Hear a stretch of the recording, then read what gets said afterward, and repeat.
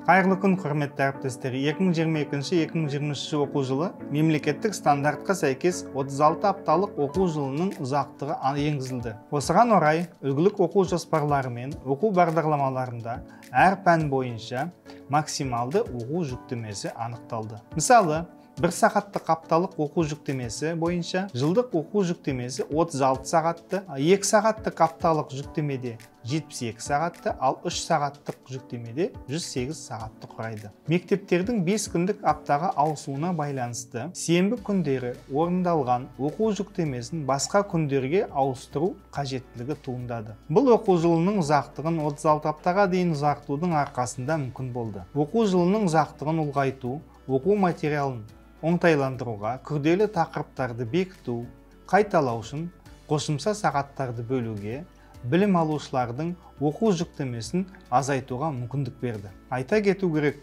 білім беру ұйымдары жұмыс оқу жоспарлары мен вариативті компоненттің оқу пәндері бойынша жұмыс бағдарламаларын дербес әзірлейді. Білім беру ұйымдары қызметінің үлгілік қағидаларына сәйкес оқу және тәрбие процесі үлгілік оқу бағдарламалары мен жұмыс жоспарларына сәйкес жүзеге асырылады. Мектептер өз қызметінде жұмыс жоспарларын және оқу пәндері бағдарламаларын стандартқа сәйкес әзірлеп, 36 оқу аптасы көлемінде 31 мамырға дейін жүзеге асырады.